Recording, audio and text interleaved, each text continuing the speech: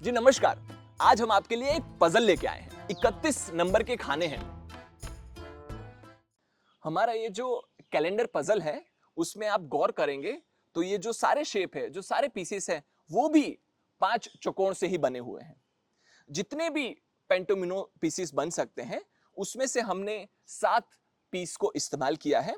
अब जो खाने भरने हैं, वो 1 तारीख को छोड़ के बाकी के 30 खाने भरने हैं। इसका मतलब है आपको 6 पेंटोमिनो पीसेस यानी 30 स्क्वायर को इस्तेमाल करना पड़ेगा इन खानों को भरने के लिए। अब आप इन पेंटोमिनो पीसेस को देखें तो इन सभी पेंटोमिनो पीसेस के एरिया बराबर होने पड़ेंगे। क्यों? क्योंकि हम कोई भी स्क्वायर को एक के ऊपर एक ओवरलैप नहीं कर रहे हैं, तो जितने भी पेंटोमिनो पीसेस हैं उन सभी का एरिया 5 स्क्वायर के बराबर होगा। बट क्या इनका पेरीमीटर सेम होगा?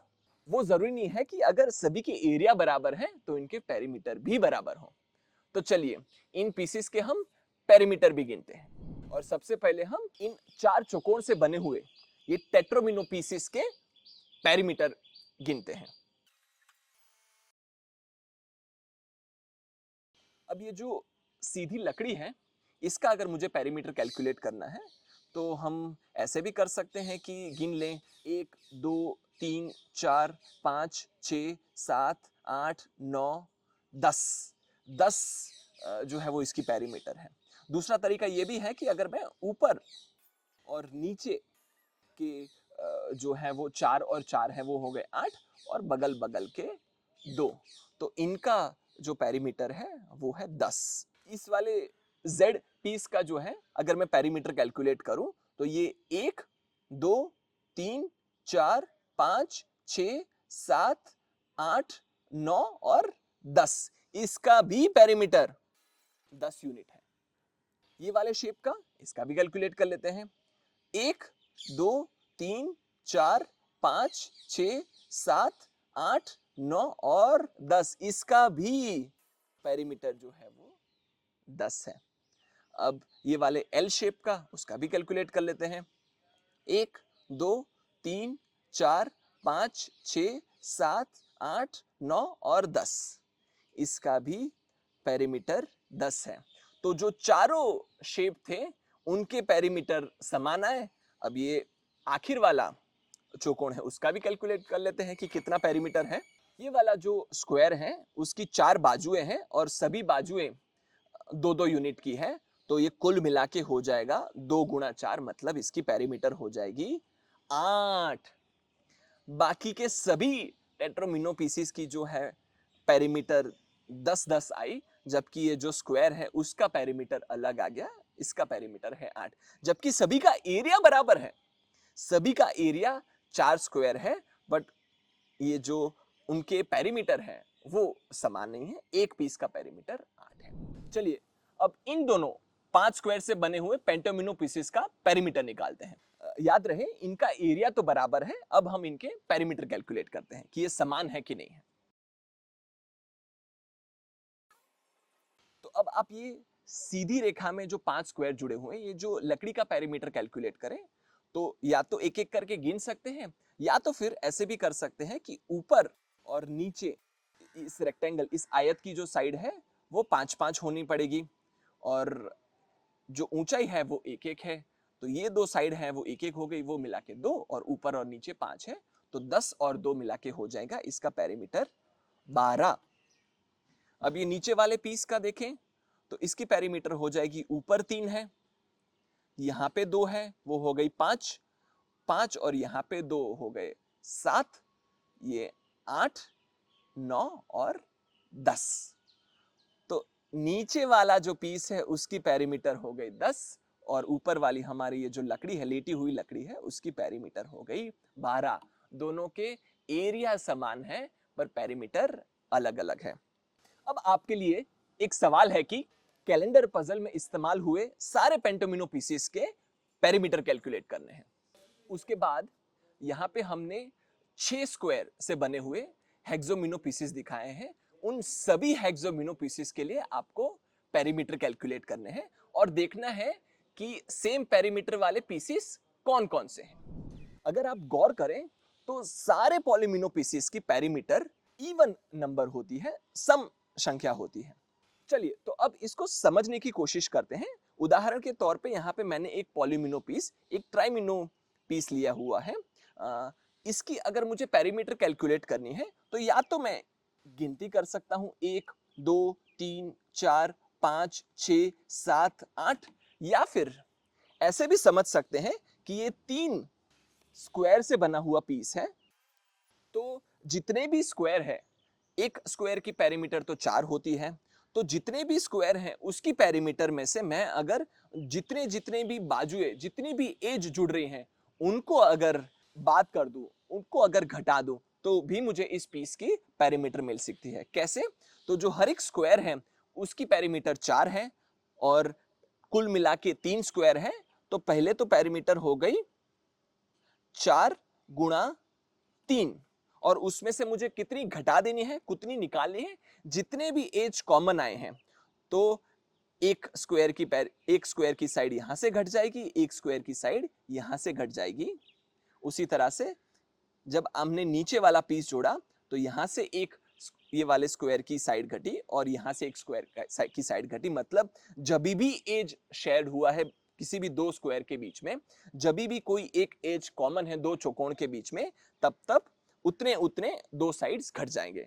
तो यहाँ पे 3, यहाँ पे 2 साइड्स शेयर्ड हैं, इसीलिए 2 में से 2 को सब्ट्रैक्ट करें तो ये पेरीमीटर आ जाता है 12 में से 4 को घटाना है, जो कि हो जाता है 8। ये इसकी पेरीमीटर है 8। एक और पॉलीबिनो पीस के लिए देख लेते हैं।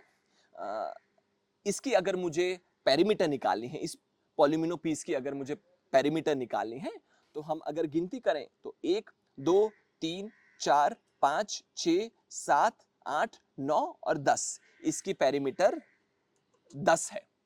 या फिर ये 4 स्क्वायर से बना हुआ पीस, इसको हम देखें तो टोटल 4 स्क्वायर है और 1 2 और 3 एज शेयर्ड है। मतलब 4 स्क्वायर का पेरीमीटर जो कि हो जाएगा 16, उसमें से हमें घटा देने हैं जो जो भी एज शेयर्ड है उसे उतनी गुणा 2। तो 16 में से अगर 6 को घटा दें तो ये हो जाते हैं इसकी पेरीमीटर 10। तो कोई भी पॉलीमिनो पीस का पेरीमीटर हमें अगर निकालना है तो उसके लिए जनरल फॉर्मूला आप अगर देखें तो 4 गुणा नंबर ऑफ स्क्वायर्स, उसको मैं मान लेता हूं n, माइनस जितनी भी शेड एजेस हैं, जितने भी चौकोन के बीच में बाजुएं कॉमन है, वो को दुगना करके इसमें से सब्ट्रैक्ट करना है।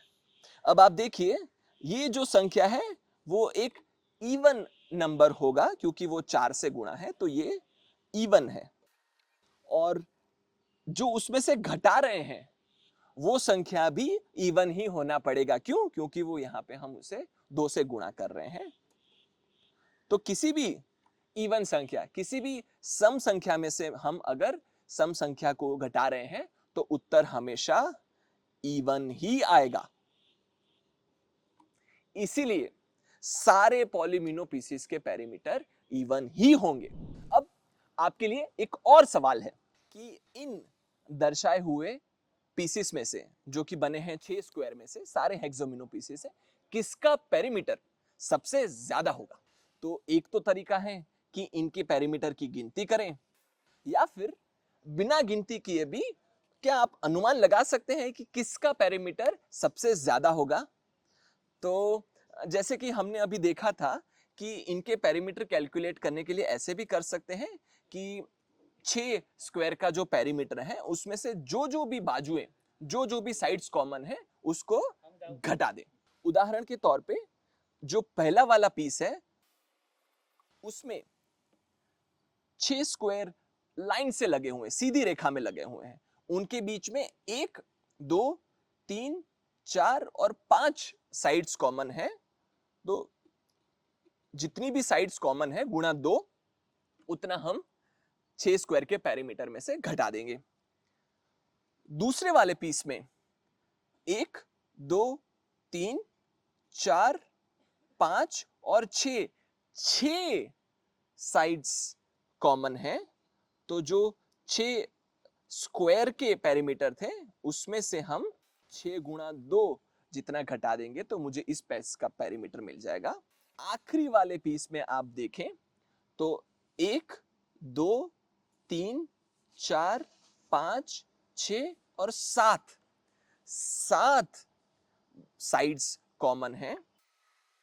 तो निश्चित तौर पे जो सीधी रेखा वाला जो पीस है, ये वाला जो पीस है, नोटिस करेंगे कि जो सबसे ऊपर वाला पीस है उसमें जो शेड एजेस है वो सबसे कम है। मतलब ये जो घटाने वाला भाग है वो सबसे छोटा है, इसलिए इसका पेरीमीटर मैक्सिमम है। इन तीनों पीसेस में से ऊपर वाली जो लकड़ी है उसका पेरीमीटर सबसे ज्यादा है। तो जो सबसे ऊपर वाला पीस है उसकी पेरीमीटर है 14, बीच वाले पीस की पेरीमीटर है 12 और सबसे नीचे वाला जो पीस है उसकी पेरीमीटर है 10। तो इसको अगर एक्सटेंड करें तो कोई ऐसा हेक्सोमिनो पीसेस है जिसकी पेरीमीटर 14 से भी ज्यादा हो सकती है? या फिर ऐसे भी सवाल पूछ सकते हैं कि क्या कोई ऐसा हेक्सोमिनो पीस है जिसमें 5 से भी कम एज है वो शेड? तो इसका उत्तर है नहीं। और इसको समझने के लिए हम ये देखते हैं कि कोई भी पॉलीबिनो पीसेस बनाने के लिए कम से कम कितने एज शेड करने पड़ते हैं। इसको समझने के लिए हम 2 स्क्वायर से बने हुए डोमिनो पीसेस से शुरुआत करते हैं। अब जब हम एक स्क्वायर को दूसरे स्क्वायर के साथ जोड़ते हैं तो कम से कम एक एज तो शेड होगा ही, यानी कि डोमिनो पीस में एग्जैक्टली एक एज शेड होगा।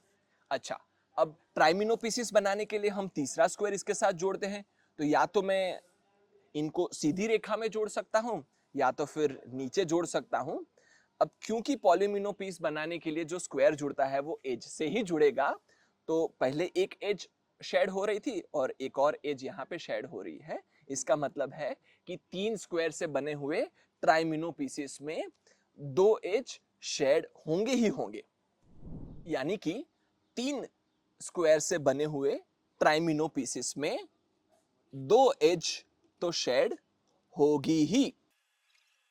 अच्छा, जब मैं 4 स्क्वायर वाले पीसेस को देखूं तो या तो मैं इनको इस तरह से सीधी रेखा में करूंगा, तो पहले 2 एज शेड हो रही थी और चौथा स्क्वायर आ रहा है तो उसमें से एक और जुड़ेगा, यानी 3 एजेस शेड होंगे।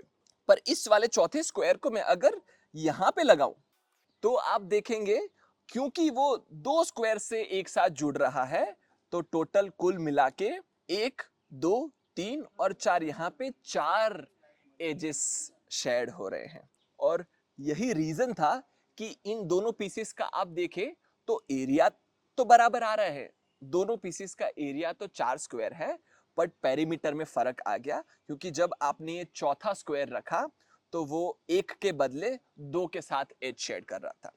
इसका मतलब है कि इसका पेरीमीटर है, जो ऊपर वाला जो लकड़ी थी हमारे उसका पेरीमीटर ये स्क्वायर से ज्यादा है, क्योंकि जब हमने ये चौथा स्क्वायर जोड़ा तो वो सिर्फ एक ही एज शेयर कर रहा था, जबकि ये वाला पीस में 2 स्क्वायर जोड़ रहा था। अब ये 4 स्क्वायर वाले पीस में मैं जब 5वां स्क्वायर जोड़ता हूं तो यहाँ पे एक ही एज शेयर हो रहा है। इसका मतलब है कि यहाँ पे कुल मिला के 5 स्क्वायर से बने हुए पॉलीमिनो पीस में, ये वाले पीस में 4 एजेस शेड है और कम से कम 4 एजेस तो मुझे चाहिए ही चाहिए शेड ये पेंटोमिनो पीस बनाने के लिए। इसका मतलब ये हुआ कि n स्क्वायर से बने हुए पॉलीमिनो पीसेस को बनाने के लिए n-1 एज को तो मिनिमम शेड होना पड़ेगा, और इनफैक्ट जब n-1 एज शेड होंगे तो वो जो पीस होगा उसका पेरीमीटर मैक्सिमम होगा। जरूरी नहीं है कि सिर्फ सीधी डंडी का पेरीमीटर ही मैक्सिमम हो, जो भी पीस जिसमें n-1 एजेस शेड हो रहे हो, जैसे कि यहाँ पे पेंटोमिनो पीसेस में 1 2 3 और 4 n-1 एजेस शेड हो रहे हैं, उसका पेरीमीटर भी मैक्सिमम होगा। तो अंत में हम ऐसे कंक्लूड कर सकते हैं कि कोई भी n स्क्वायर का बना हुआ पॉलीमिनो पीस है, उसके मैक्सिमम पेरीमीटर के लिए n चौकोन का जो पेरीमीटर है उसमें से मिनिमम एजिस जो कि होगी, मिनिमम शेड एजिस होगी वो n-1 होगी। ये फॉर्मूला से बता सकते हैं कि मैक्सिमम पेरीमीटर n पॉलीमिनो पीसेस का क्या होगा। इसको अगर मैं जनरलाइज कर दूं तो ये हो जाएगा 4n माइनस 2n प्लस 2, यानी कि 2n प्लस 2। कोई भी n स्क्वायर वाला पॉलीमिनो पीस आप ले लें, उसका मैक्सिमम पेरीमीटर निश्चित ही 2n प्लस 2 ही होगा।